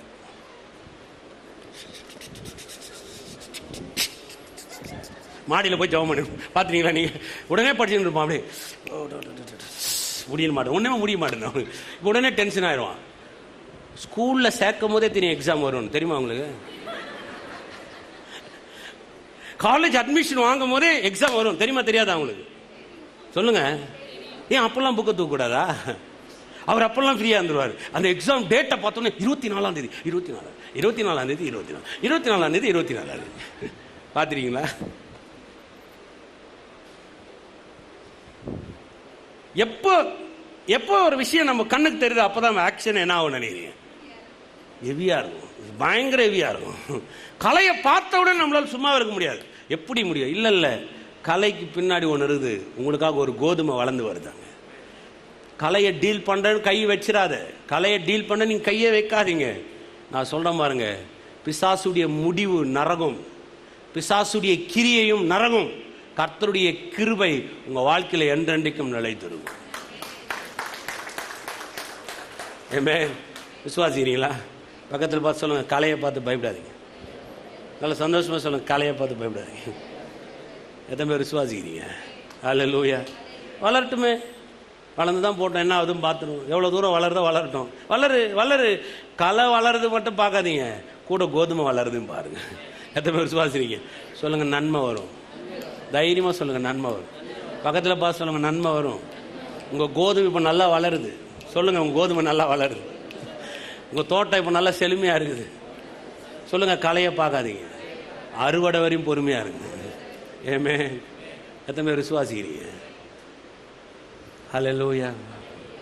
நம்ம கிறிஸ்துவனுக்கு இல்லாத விஷயம் ஒன்றே ஒன்று, என்ன கரெக்டாக ஒத்துக்கிறீங்க பாருங்க. நான் தீர்க்கதரிசியாக நான் நமக்கே தெரியும் நம்மளால் என்ன பண்ண முடியாது பொறுமையாக. அதனால தான் பாருங்கள், நிறைய பேர் பயங்கரமாக டைலாகாக இருக்கும். சில ஆளும் முடியவே முடியாது, எனக்கு உடனே உடனே உடனே உடனே உடனே. பிள்ளைங்களை கூட இந்த ஹோட்டலுக்கு கொண்டு போனீங்கன்னு வைங்களேன், சில நேரத்தில் ஏதாவது இந்த கேஎஃப்சி அந்த மாதிரி போட்டால் க்யூ நின்று தான் வாங்கணும். சில ஹெவியாக இருக்கும் க்யூ. அவன் சொல்லுவான், அப்பா கொஞ்சம் முன்னே போயிடுவான். ஒரு முறை பெல்ட்டே கழட்டிட்டான் பாருங்க. அப்பா இந்த பக்கம் வாங்கலேன், வலி இருக்குது இங்கே வாங்கலேன். அந்த நாள் பார்த்தானு டென்ஷன். அவங்க சிரிக்கிறாங்க பாருங்க. அப்பா இல்லைப்பா இந்த பெல்ட் எடுத்துடலாம் பாருங்க, பாரு நாப்ஸ் பாரு. எடுக்கலாமா? நீங்கள் தான் சொல்ல, எடுக்கலாமா? எடுக்க முடியுமா? எடுக்க முடியும், ஆனால் எடுக்கலாமா? எடுக்கக்கூடாதுங்க. அந்த இடத்துல நம்ம என்ன பண்ணி ஆகணும்? அதான் மரியாதை. அவன் போகிற வரையும் நம்ம என்ன பண்ணி ஆகணும்? அவன் அதிகமாக வாங்கலாம், அவன் குண்டா இருக்கலாம், உங்களுக்காக அவன் ஸ்லோவாக நடக்கலாம். நீங்கள் என்ன பண்ணி ஆகணும்? முறுக்குடுவோம். சில முறுக்க முடியாது, இவன் முன்னாடி வந்து நின்றுக்கிறான் பாருங்க. பாருங்களா? பொறுமையாக இருக்காது பசங்க, நம்பவே மாட்டேங்க. சில நேரத்தில் ஊருக்கு வெளியூருக்கு கூப்பிட்டு போவோம் பாருங்க. அதுக்காகவே இப்போ டைமிங்கெல்லாம் மாற்றிட்டேன். 8 மணிக்கு காரில் ஏற்றி உட்கார வைப்பேன். உட்கார வச்சுட்டு ஜோம் பண்ணிட்டு நம்ம சென்னைக்கு போகிறோம் கார் எடுப்பேன். 8:40 கேட்பான், சென்னை வந்துருச்சா? ஃப்ளைட்டில் கூட போக முடியாதுங்க. கொஞ்சம் தூரம் கிருஷ்ணகிரி போகணுன்னு சொல்லுவான், போப்பா நீங்கள் ரொம்ப ஸ்லோ, நீங்கள் ஓட்டுறது 140 போயின்னு காருங்க. அவர் சொன்ன சும்மா ஸ்லோ. வேலூர் வரோம் பாருங்க, இப்போதான் வேலூரே வந்துக்கிறியா? உண்மை. அதுக்காக என்ன பண்ண தெரியுங்களா? 4 மணிக்கு கிளம்புறது, தூங்கும் போது அப்படியே தூக்கத்தோடு கொண்டு போய் சீட்டில் வச்சிருது. அவன் கண்ணு முடிச்சு பார்க்கும் போது நான் வந்து கிட்டத்தட்ட வாலாஜா தாண்டிட்டு இருக்கணும். ஏன்னா அடுத்து 1 மணி நேரத்தில் நான் சென்னைக்கு போயிடலாம். ஏன்னா அந்த 1 மணி நேரம் மட்டும்தான் அவனுக்கு வந்து பொறுமை. சூப்பராக ஓட்டினப்பா, வந்ததே தெரிலப்பான்னு. கர்த்தர் உங்களுக்காக அதி வேகமாக வேலை செஞ்சுருக்கிறார். ஏமே பொறுமையாக இருங்க. களை வளருது, பரவாயில்ல, உங்கள் கோதுமை நல்லா வளரணும்னு கர்த்தர் காத்துருக்கிறார். உங்கள் கோதுமை நல்லா அப்படியே மணியாக நிற்கணும்னு கர்த்தர் காத்திருக்கிறார். அறுப்பு காலம் மட்டும் விட்டு விடாத, தொடாதன்றார் ஆண்டவர். தொடாத. உன் சோதனை வரும்போது அதை போய் எந்த டீலும் பண்ணிடாது. அருமையா பொறுமையா இரு. நான் உனக்கு ஒரு அறுவடை வரும். அந்த அறுவடை உன் களஞ்சியத்தை நிரப்பும். களை எல்லாம் எரிஞ்சி சாம்பலாய் ஒண்ணுமில்லாம போயிடும். உன் கலையை நீ தேர்ந்தா கூட பார்க்க முடியாது. ஆனா உன் களஞ்சியம் நிரம்பிடும். எத்தனை பேர் விசுவாசிக்கிறீங்க? சொல்லுங்க, களஞ்சியம் நிரம்பிடும். பக்கத்தில் பாசுங்க, களஞ்சியம் நிரம்பிடும். சொல்லுங்க, என் பேங்க் நிரம்பிடும். தைரியமா சொல்லணும். சொல்லுங்க, கை தூக்கி, என் பேங்க் நிரம்பிடும். ஹல்லேலூயா. இன்னைக்கு உங்களுக்கு சொல்ற ஒரு சீக்ரெட் சொல்ற மாதிரி. ரொம்ப நாளைக்கு முன்னாடி எந்த ஒரு அக்கௌண்ட் இருக்கு, SBI, அதை வச்சு ஜாப் பண்ணேன். ஆண்டவரே, இந்த பேங்க் ஒரு நாள் வற்றக்கூடாது. 12 வருஷத்துக்கு முன்னாடி சொல்கிறேன், இன்றைக்கி வரையும் சொல்கிறேன். அதில் பணம் எங்கேருந்து போட்டுனே இருப்பாங்க, ஏதாவது வந்துனே இருப்பாது. ஜீரோ ஆகும், உடனே பார்த்தீங்கன்னா காசு வந்துடும். அதில் உடனே வரும். எங்கேருந்து வருதுன்னு தெரியாது. ஆனால் ஒன்று மட்டும் எனக்கு தெரியும், என் களஞ்சியத்தை கர்த்தர் நிரப்ப வரல வராரு. எத்தனை பேர் விசுவாசிக்கணும்? விசுவாசிக்கணும். சொல்லுங்கள், விசுவாசிக்கணும். ஏமே இன்னொரு வசனம் போகுமா? பவுல் சொல்கிறாரு, இன்னும் நல்லா இருக்கு பாருங்க. அது 2 கொரிந்தியர் 4ஆம் அதிகாரம் 8-9 வாசிக்கிறேன். நாங்கள் எப்பக்கத்தில் நெருக்கப்பட்டும் ஒடுங்கி போகிறதில்லை, கலக்கம் அடைந்தும் மனமுறிவு அடைவதில்லை, துன்பப்பட்டும் கைவிடப்படுகிறதில்லை, கீழே தள்ளப்பட்டும் மடிந்து போகிறதில்லை. சொல்லுங்க, எல்லாரும் என் கூட சொல்லுங்க. நாங்கள் எப்பக்கத்திலும் நெருக்கப்பட்டும் ஒடுங்கி போகிறதில்லை, கலக்கம் அடைந்தும் மனமுறிவு அடைவதில்லை, துன்பப்படுத்தப்பட்டும் கைவிடப்படுவதில்லை, கீழே தள்ளப்பட்டும் மடிந்து போகிறதில்லை. ஏமே எவ்வளோ உறுதியாக சொல்றாரு பாருங்க. எப்பக்கத்திலும் நெருக்கப்பட்டு, சொல்லுங்க, எப்பக்கத்திலும். இந்த பக்கம் இந்த பக்கம் இந்த பக்கம் இந்த பக்கம் போட்டு அப்படியே நெருக்கணும். அப்படி இருக்குன்னு நினைக்கிறீங்க? அப்படியே போட்டுங்களேன். அப்படியே இப்போல்லாம் நான் படத்துக்கு போகிறதில்ல, பழைய வாழ்க்கையை சொல்கிறேன். 91, 92லலாம் படம் பார்க்கணும், அவ்வளோ வெறி. கவுண்டரில் போய் நிற்கணும். டிக்கெட்டை வாங்குறதுன்றது சாதனை. இப்போல்லாம் எல்லாம் சும்மா டவுன்லோட் பண்ணி படம் பார்த்துக்கிறாங்க. போய் நின்று பொழுது அப்படியே நறுக்காம பாருங்க, சட்டு பனியன் கிணியன் அப்படியே முகம் எல்லாம் வெளியில் வந்து அப்படி நிற்கும் போது அப்படியே முழுசா நிற்கும். எத்தனை பேர் அப்படி அந்த மாதிரி படம் பார்த்துக்கிறீங்க? பரவாயில்ல, 2 பேர் 3 பேர். ஐயோ, எனக்கு ஒரு சந்தோஷம்.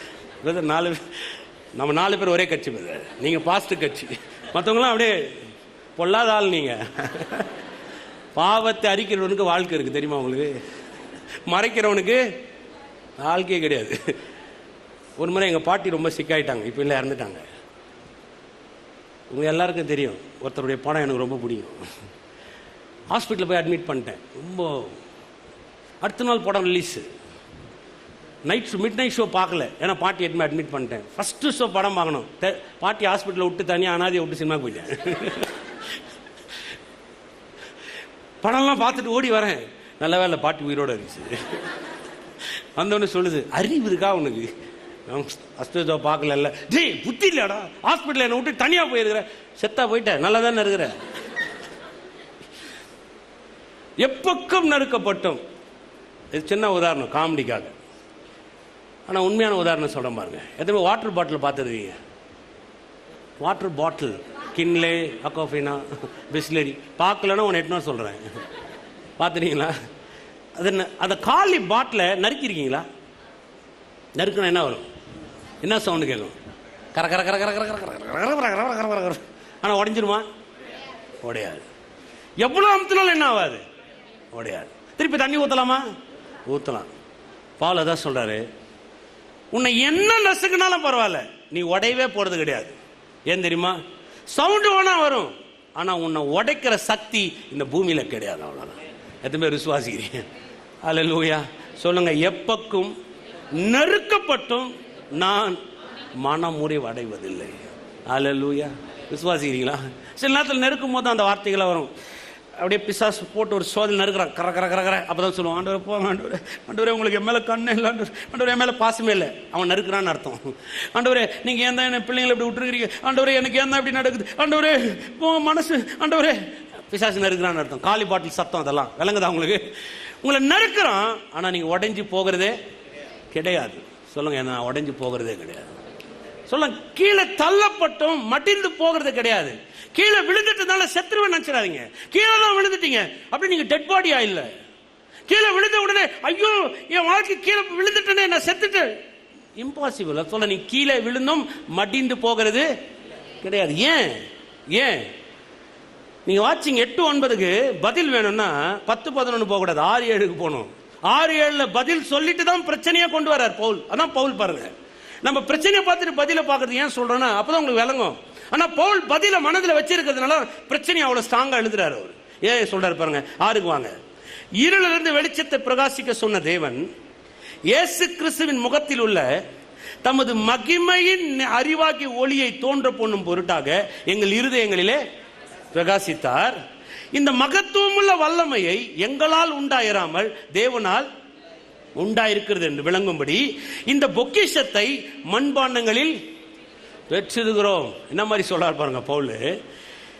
இருளிலிருந்து வெளிச்சத்தை பிரகாசிக்க சொன்ன தேவன் இயேசு கிறிஸ்துவின் முகத்தில் உள்ள தமது மகிமையின் அறிவாக ஒளியை தோன்ற பண்ணும் பொருட்டாக, சொல்லுங்க, தோன்றும் பண்ணும் பொருட்டாக எங்கள் இருதயங்களில், சொல்லுங்க, எங்கள் இருதயங்களிலே பிரகாசித்தார்.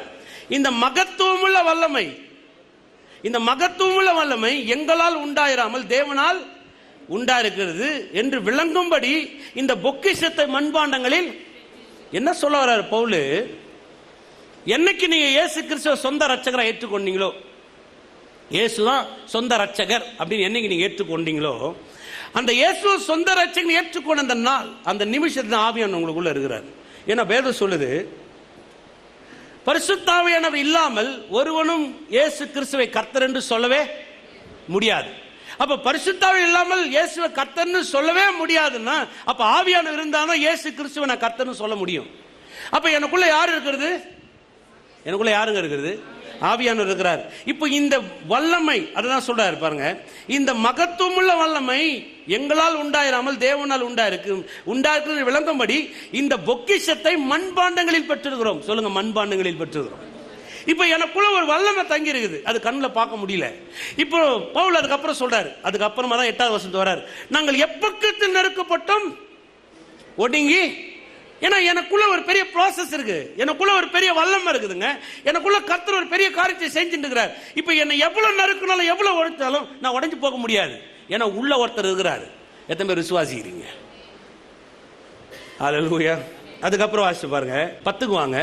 கர்த்தராகிய இயேசு கிறிஸ்துவின் ஜீவனும் எங்கள் சரீரத்திலே விளங்கும்படிக்கு இயேசுவின் மரணத்தை எப்பொழுதும் எங்கள் சரீரத்தில் சுமந்து திரிகிறோம். அந்த வார்த்தையை நல்லா பாருங்க.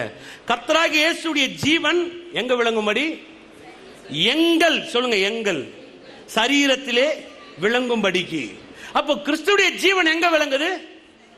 எங்க விளங்குது? சரீரத்தில். இப்போ கிறிஸ்துடைய ஜீவன் என்னுடைய சரீரம். ஒரு நாள் டைட்டில் அப்படியே வைக்கலாம்னு நினைக்கிறேன், கிறிஸ்துவின் ஜீவனும் என்னுடைய சரீரம், அப்படியே வச்சு பிரசங்கம் பண்ணலான்றது. அவ்வளவு பெரிய வார்த்தை இருக்கு பாருங்க, அது நிறைய காரியத்தை அதில் எடுக்கலாம் பாருங்க. அப்போ கிறிஸ்துடைய ஜீவன் என்னுடைய சரீரத்தில் வாசமா இருக்கிறதுனால என்ன நீங்க எப்பக்கத்தில் நெருங்கினாலும் சரி நான் உடைஞ்சு போக முடியவே முடியாது. எத்தனை பேர் விசுவாசிக்கிறீங்க? சொல்லுங்க, கிறிஸ்துடைய ஜீவன் என் சரீரத்தில். பக்கத்தில் பா சொல்லுங்க, கிறிஸ்துவின் ஜீவன் உங்கள் சரீரத்தில். விசுவாசிக்கிறீங்களா? அல்லேலூயா. சோதனை பெருசா? சோதனை பெருசா? ஆனால் கிடையாது. நெருக்கலாமா? கண்டிப்பா. எப்பக்கத்தில் நெருக்கப்படுறோமா? எஸ், நெருக்கப்படுகிறோம். பவுல் அதான் சொல்றாங்க, நாங்கள் எப்பக்கத்தில் நெருக்கப்பட்டும், பவுல் அப்படியே சொல்றாரு, நெருக்கப்பட்டும் ஒடுங்கி போவதில்லை. அப்படி என்ன போய் ஒடுங்கி உட்கார வச்சிட முடியாது நீ இருக்கிறதுனால. ஏன்னா கூட கூட ஒருத்தருக்கு ஒரு ஜீவன் என் கூட இருக்குது. அதுக்கப்புறம் சொல்றாரு, கலக்கம் அடைந்தும் மனமுறிவு அடைவதில்லை, துன்பப்பட்டும் கைவிடப்படுவதில்லை, கீழே தள்ளப்பட்டும் மடிந்து போகிறதில்லை. சொல்லுங்க, மடிந்து போகிறதில்லை. ஏமே, எத்தனை பேர் விசுவாசிக்கிறீங்க? சோதனை பெருசா? ஒன்றுமே கிடையாது. 1000 சோதனை உங்கள் வாழ்க்கையில் வரட்டும். இன்னைக்கு கூட சொல்லுங்க, காலை வேலையில் நீங்கள் 1000 பிரச்சனைகளை சந்திங்க, 1000 சோதனை இருக்கட்டும். அது பணமாக இருக்கட்டும், பொருளாதாரம் இருக்கட்டும், குடும்பமாக இருக்கட்டும், கணவன் மணி உறவாக இருக்கட்டும், பிள்ளைகளாக இருக்கட்டும், உங்கள் சரீரமாக இருக்கட்டும், மன ரீதி என்னென்ன இருக்கட்டும், நான் சொல்கிறேன், உங்கள் வாழ்க்கையில் நீங்கள் தோல்வியை பார்க்க முடியாது. எத்தனை பேர் விசுவாசிக்கிறீங்க? இது எல்லாத்துக்கும் முடிவு இருக்குது. முடிவு யாரு? சோதனையை கொண்டு வருகிறவர் கர்த்தர் அல்ல, சோதனையை கொண்டு வருகிற பிசாசு. அதனால் சோதனையை முடிக்கிறவர் கர்த்தர். எத்தனை பேர் விசுவாசிக்கிறீங்க சொல்லுங்க? சோதனையை கொண்டு வருகிறது பிசாசு, சோதனையை முடிக்கிறவர் கர்த்தர். விசுவாசிக்கிறீங்களா? முடிக்கிறவர் யாரு? முடிக்கிறவர் யாரு? அவருக்கு தெரியாது எப்படி முடிக்கணும். நிறைய பேர் சோதனையில் இருக்கிறீங்களா? யோசிக்காதீங்க, தைரியமாக நிமிர்ந்து உட்காருங்க. சொல்லுங்க, உங்கள் சோதனையுடைய கர்த்தருடைய வெற்றி மகா பெருசு. ஏமே, சும்மா நேற்று ஒரு ஒரு அப்படியே ஒரு அற்புதத்தை குறித்து யோசித்த பாருங்க. ஏதாவது ஒன்று யோசிக்கணும் இல்லையா? மனுஷனாக பிறந்தா யோசிக்கணும். கொஞ்சம் யோசித்தேன், இந்த அற்புதம்லாம் எங்கே நடக்குது? பைபிள், ஓன் பைபிள் நீங்கள் படித்து பாருங்கள். சூப்பராக அற்புதம் நடக்கிற இடம்லாம் ரொம்ப எளிமையாக இருக்கும், ஆச்சரியமாக இருக்கும். 2-3 இடத்த உங்களுக்கு சொல்ல விரும்புகிறேன். யாத்திராகமம் 14ஆம் அதிகாரத்தை எடுத்திங்கன்னா, அந்த செங்கடல் முன்னாடி ஜனங்க நிற்கிறாங்க, பின்னாடி பார்வோன் துரத்திட்டு வரான். ஜனங்க நிறைய வார்த்தைகளை பேசுகிறாங்க. மோசே கிட்ட வந்து சொல்கிறாங்க, கல்லறை இல்லை இருந்தால் எங்களை அழைத்து கொண்டு வந்தாய், நானும் எங்கள் பெண்டாட்டி பிள்ளைகளை மடித்து போகும்படி ஏன் இப்படி செய்தாய்? உடனே மோசே போய் கர்த்தர்ட்ட கலகிறோம், ஆண்டவரே என்ன பண்ணுறது, எப்படி இந்த ஜனங்களை நடத்துறது? எல்லாம் சொன்ன உடனே அங்கே என்ன பதில் வந்துச்சு தெரியுமா? பதில் என்ன சொல்லுங்க? ஒரு நிமிஷம் பொறுமையாரு, இப்பொழுதே நான் என் தூதர்களை அனுப்புகிறேன், எல்லோரையும் குனிய சொல்லுகிறேன், அவர் மேல் நீங்கள் ஏறி போங்கன்னு சொன்னாரா? சொல்லுங்க, என்ன பண்ணாங்க? இல்லை என்றால் உனக்குள் இருக்கிற ஒரு 10 என்ஜினியர்களை நான் உருவாக்குகிறேன், 20 ஆர்கிடெக்டுகளை உருவாக்குகிறேன், 3 கொத்தனார்களை, மேஸ்திரிகளை கொண்டு வா, எல்லாரையும் வச்சு பிரிட்ஜ் கட்டி ஏறி போன்னு சொன்னாரா? என்ன பண்ணாங்க? எப்படி கடலை பிளந்தாரு? என்ன வார்த்தையை சொன்னாரு? சொல்லுங்க, என்ன வார்த்தையை சொன்னாரு? உங்கள் கையை அந்த கடலுக்கு நேரம் என்ன பண்ணு, நீட்டு. பாருங்க, அவன் கையில காரியம் நடக்கணும் அவன் நினைக்கவே இல்லை. அவன் கையில காரியம் நடக்கணும் ஜனங்களும் நினைக்கல, அவனும் நினைக்கல. ஆனா அவங்க நினைச்சதுல என்ன? கடல் எப்படி கலக்கிறது, பார்வோனை எப்படி ஜெயிக்கிறது, கடலை எப்படி பழகிறது, பார்வோனை எப்படி ஜெயிக்கிறது, எப்படி நடக்கும், இது எப்படி ஆகும், நாங்க எப்படி இருப்போம், எப்படி நாங்க இது முறியடிக்க முடியும், எப்படி செய்ய முடியும்? கர்த்தர் ரொம்ப சிம்பிளா சொல்றாரு, உங்க கையை மாத்த நீட்டு, வேற ஒன்றும் செய்யாது, அவ்வளவுதான். இன்னைக்கு நான் உங்களுக்கு சொல்றேன் பாருங்க, உங்க அற்புதம் ரொம்ப தூரத்தில் இல்லை, உங்ககிட்டே இருக்குது உங்க அற்புதம். உங்களுடைய அமைதி எப்போ உங்க இருதயத்தில் வருதோ அன்னைக்கு உங்க பதில உங்க கண்கள் பார்க்க ஆரம்பிக்கும். எத்தனை பேர் விசுவாசிக்கிறீங்க? அல்லேலூயா. நிறைய பேருக்கு புரியல பாருங்க. நீங்க நிறைய இடத்துல கொண்டு போற, உங்களுக்கு ஏகப்பட்ட இடத்துக்கு கொண்டு போய் காட்டுறோம் பாருங்க. இயேசு கானான் உனக்கு வராரு, திராட்சரசம் இல்லை, குறைப்பட்டு போச்சு. உடனே மரியாதை போய் சொல்லுவாங்க, திராட்சரசம் குறைப்பட்டு போச்சு. உடனே இயேசு என்ன பண்ணாரு? அங்க இருக்கிற கச்சாடியை பார்த்தாரு, அங்க தண்ணீரை பார்த்தாரு, அந்த தண்ணியை கொண்டு இந்த கச்சாடியில் ஊத்துனாரு, அந்த தண்ணியை கொண்டு இந்த கச்சாடியில் ஊத்துனாங்க, ஊத்துனா திராட்சரசம் வந்துருச்சு. தண்ணி எங்க இருந்துச்சு சொல்லுங்க? தண்ணி எங்க இருந்துச்சு சொல்லுங்க? தண்ணி அங்கதான் இருந்துச்சு. கச்சாடி எங்க இருந்துச்சு? வேலைக்காரன் எங்க இருந்தான்? எல்லாம் அங்கதான் இருந்தாங்க, எல்லாம் அங்கதான் இருந்துச்சு. கொண்டு போய் ஊத்த சொன்னாரு. முடிவில் பார்த்தீங்கன்னா அது திராட்சரசமா மாத்தி கொடுத்தாரு. நான் சொல்றேன் பாருங்க, உங்க வீட்டிலே உங்க அற்புதங்கள் இருக்கு. எத்தனை பேர் விசுவாசிக்கிறீங்க? உங்க வியாபார ஸ்தலத்தில் உங்க அற்புதம் இருக்கு, நீங்க வேலை செய்யற இடத்துல உங்க அற்புதம் இருக்கு, நீங்க எங்க இருக்கிறீங்களோ அங்கே உங்க அற்புதம் இருக்கு. எப்போ உங்க மனக்கண் திறக்குதோ அப்போ அது தண்ணி திராட்சரசமா மாறும்.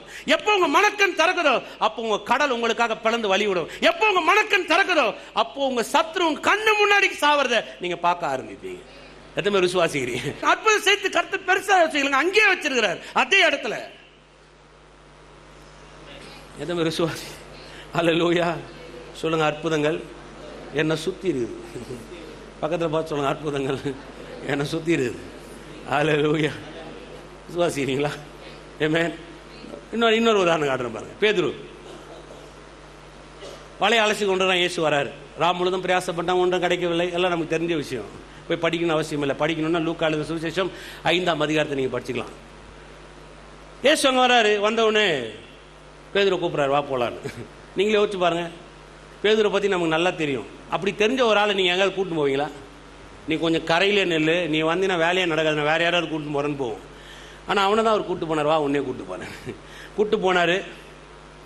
அங்கே கூப்பிட்டு போய் நிற்க வச்சு அவர் எதுவுமே தொடலை, வலையை தொடலை, அவர் துடுப்பு போடல, அவர் எதுவுமே பண்ணலங்க. ஒன்றே ஒன்றா சொன்னார், வலையை போடு, அவ்வளோதான். வேறு ஏதாவது சொன்னாரா?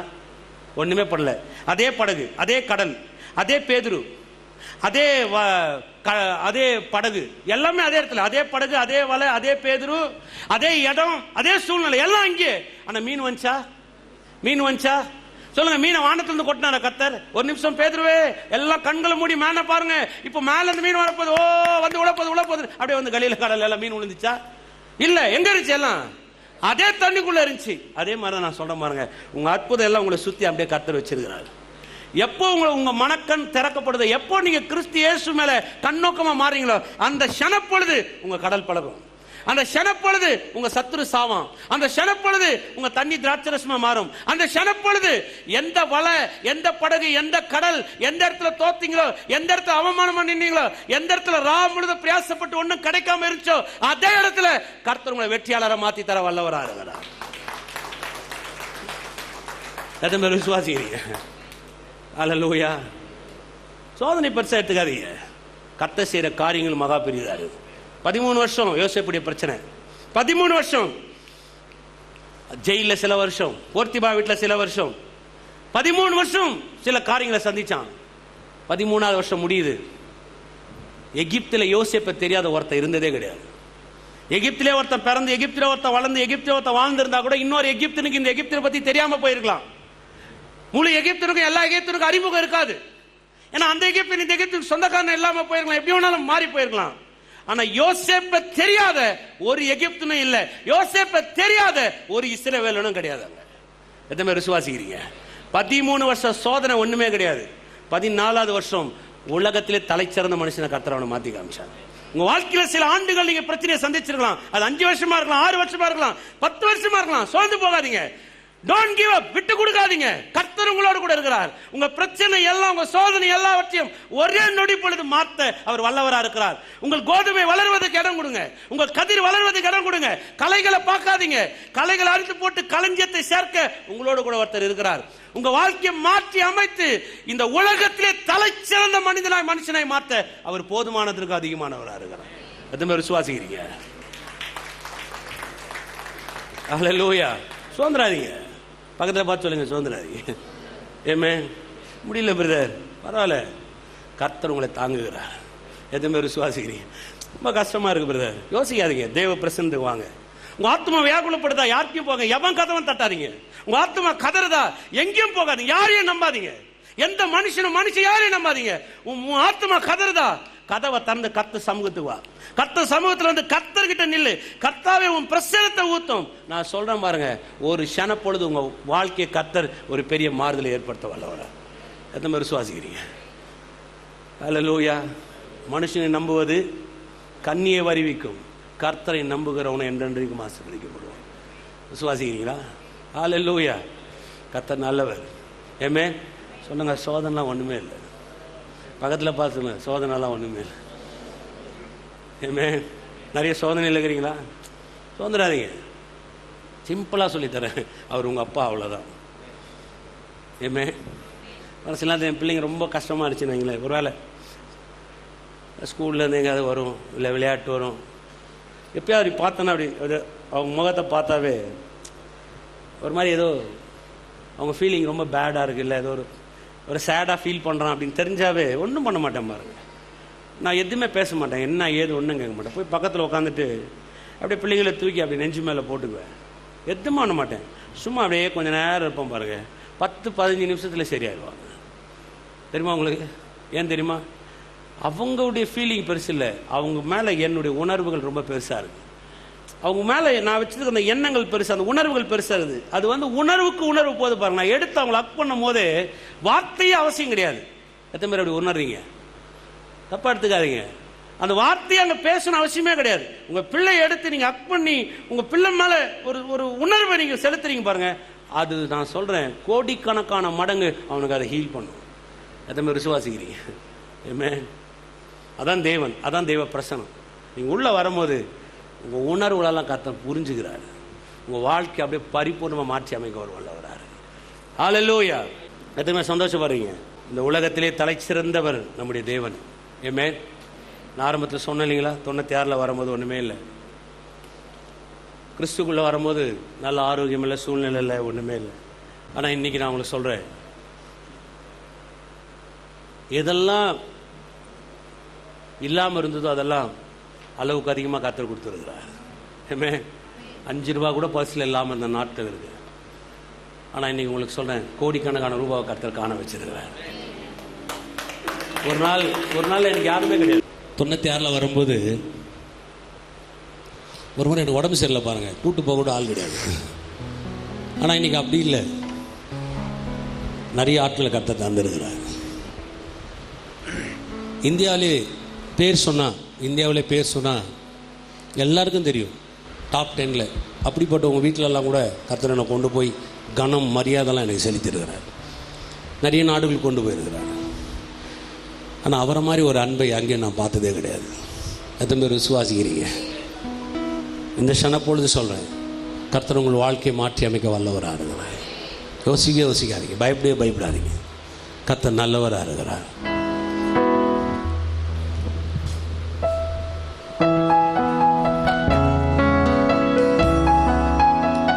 எல்லாரும் கரங்களை வைத்து ஸ்தோத்திரம் பண்ணுவோம்.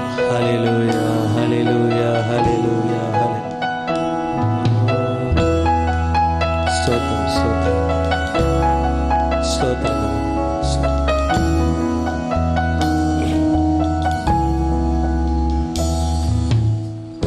ஆயிரங்கள் பார்த்தாலும், கோடி ஜனம் இருந்தாலும், உம்மை விட அழக நான் கண்டுபிடிக்கலையே. ஆயிரங்கள் பார்த்தாலும், கோடி ஜனம் இருந்தாலும், உம்மை விட அழக நான் கண்டுபிடிக்கலையே. நான் உம்மை மறந்த போதும் நீர் என்ன மறக்கவில்லை. நான் கீழே விழுந்த போதும் நீர் விட்டு கொடுக்கலையே. அட மனுஷர் மறந்த போதும் நீர் என்ன மறக்கலையே. உம்மை ஆராதிப்பேன் அழகு, என்னை தேடி வந்த அழகு. உம்மை பாட, உம்மை துதிக்க ஒரு நாவு பத்தலையே. உம்மை ஆராதிப்பேன் அழகு, உம்மை தேடி வந்த அழகு. உம்மை பாட, உம்மை துதிக்க ஒரு நாவு பத்தலையே. ஆயிரங்கள் பார்த்தாலும், கோடி ஜனம் இருந்தாலும், உம்மை விட அழக நான் கண்டுபிடிக்கலையே. கரங்களை உயர்த்தி. ஆயிரங்கள் பார்த்தாலும், கோடி ஜனம் இருந்தாலும், உம்மை விட அழக நான் கண்டுபிடிக்கலையே. நான் உம்மை மறந்த போதும் நீர் என்ன மறக்கவில்லை. நான் கீழே விழுந்த போதும் நீர் விட்டு கொடுக்கலையே. அட மனுஷன் மறந்த போதும் நீர் என்ன மறக்கலையே. உம்மை ஆராதிப்பேன் அழகு, என்னை தேடி வந்த அழகு. உம்மை பாட, உம்மை துதிக்க ஒரு நாவு பத்தலையே. உம்மை ஆராதிப்பேன் அழகு, என்னை தேடி வந்த அழகு. உம்மை பாட, உம்மை துதிக்க ஒரு நாவு பத்தலையே. இன்னொரு முறை. ஆயிரங்கள் எல்லாரும் சேர்ந்து பாடுவோம். கோடி ஜனம் இருந்தாலும், உம்மை விட அழக நான் கண்டுபிடிக்கலையே. ஆயிரங்கள் உம்மை விட அழக நான் கண்டுபிடிக்கலையே. நான் உம்மை மறந்த போதும் நீர் என்ன மறக்கவில்லை. நான் கீழே விழுந்த போதும் நீர் விட்டு கொடுக்கலையே. அட மனுஷர் மறந்த போதும் நீர் என்ன மறக்கலையே. உம்மை ஆராதிப்பேன் அழகு, என்னை தேடி வந்த அழகு. உம்மை பாட, உம்மை துதிக்க ஒரு நாவு பத்தலையே. உம்மை ஆராதிப்பேன். கரங்களை உயர்த்தி. என்னை தேடி வந்த அழகு. உம்மை பாட, உம்மை துதிக்க ஒரு நாவு பத்தலையே. உம்மை ஆராதிப்பேன் அழகு, என்னை தேடி வந்த அழகு. உம்மை பாட, உம்மை துதிக்க ஒரு நாவு பத்தலையே. உம்மை ஆராதிப்பேன் அழகு, உம்மை தேடி வந்த அழகு. உம்மை பாட, உம்மை துதிக்க ஒரு நாவு பத்தலையே. உம்மை ஆராதிப்பேன் அழகு, உம்மை தேடி வந்த அழகு. உம்மை பாட உம்மை துதிக்க ஒரு நாவு பத்தலையே. உம்மை ஆராதிப்பேன் அழகு, என்னை தேடி வந்த அழகு. உம்மை பாட உம்மை துதிக்க ஒரு நாவு பத்தலையே. ஆயிரங்கள் பார்த்தாலும் கோடி ஜனம் இருந்தாலும் உம்மை விட அழக நான் கண்டுபிடிக்கலையே. ஆயிரங்கள் பார்த்தாலும் கோடி ஜனம் இருந்தாலும் உம்மை விட அழக நான் கண்டுபிடிக்கலையே. நான் உம்மை மறந்த போதும் நீர் என்ன மறக்கவில்லை. நான் கீழே விழுந்த போதும் நீர் விட்டு கொடுக்கலையே. அட மனுஷர் மறந்த போதும் நீர் என்ன மறக்கலையே. உம்மை ஆராதிப்பேன் அழகு, என்னை தேடி வந்த அழகு.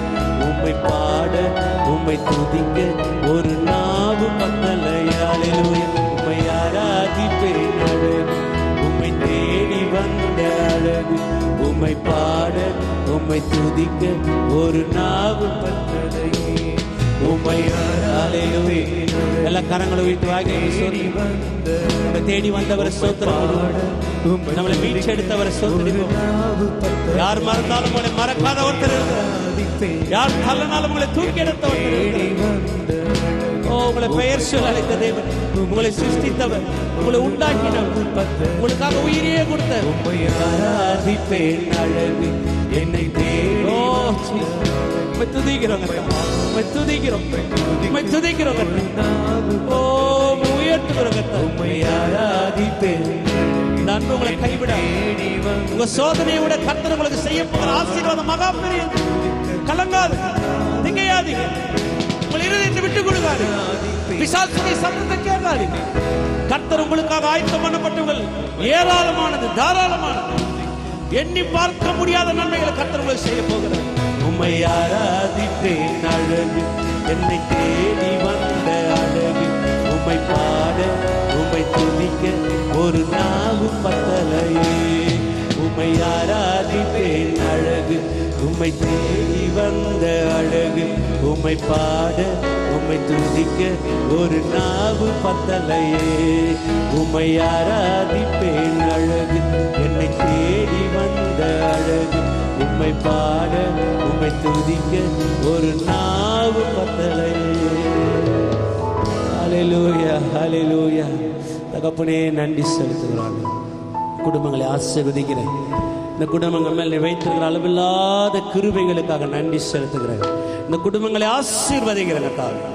ஆண்டவர்கள் ஆயிரம் ஆயிரமாய் பெருகட்டும் கர்த்தாவே. சோதனை நேரங்களில் கர்த்தர் கூட இருந்து விடுதலை கொடுப்பீராக, பலப்படுத்துவீராக.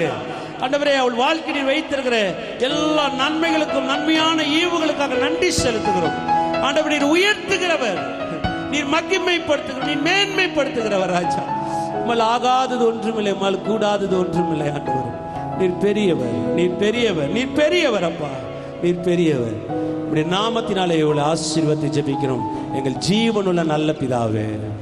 கர்த்தராகிய இயேசு கிறிஸ்துவின் கிருபையும் பிதாவாக தேவனுடைய அன்பும் பரிசுத்த ஆவியானவருடைய அன்யோன்யம் இன்றும் மீண்டும் சதா காலமும் இருப்பதாக. ஆமென்.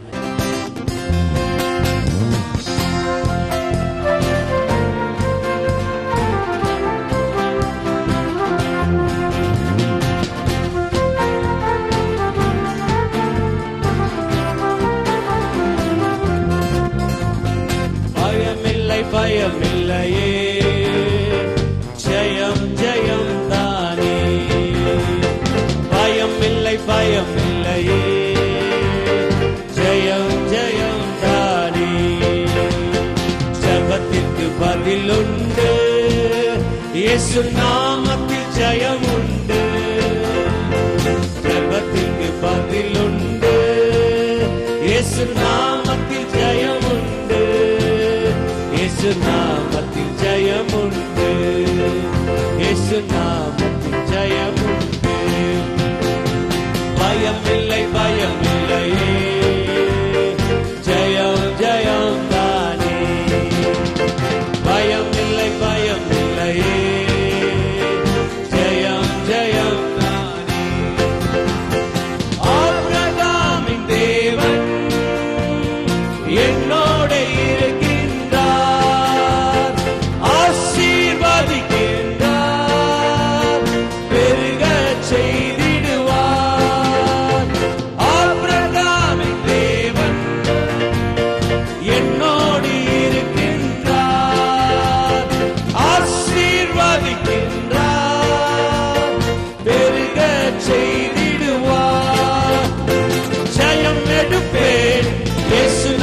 நாமத்தில் ஜெயம் எடுப்பேன். இயேசு நாமத்தில் தோல்வி எனக்கு இல்லையே, நான் தோற்று போவதில்லையே. தோல்வி எனக்கு இல்லையே, நான் தோற்று போவதில்லையே. பயம் இல்லை, பயம் இல்லையே, ஜெயம் ஜெயம் தானே. பயம் இல்லை, பயம் இல்லையே, ஜெயம் ஜெயம் தான். பயம் இல்லை, பயம் இல்லை, பயம் இல்லையே, ஜெயம் ஜெயம் தானே. பயம் இல்லை, பயம் இல்லையே, ஜெயம் ஜெயம் தானே. ஹalleluya. கரங்களை தட்டி தான் மயம் கொட்டுவோம். பயமில்லாத வாழ்வு, தோல்வி இல்லாத வாழ்வு கர்த்தர் உங்களுக்காக வைத்திருக்கிறார். கர்த்தர் உங்களை ஆசீர்வதித்திருக்கிறார்.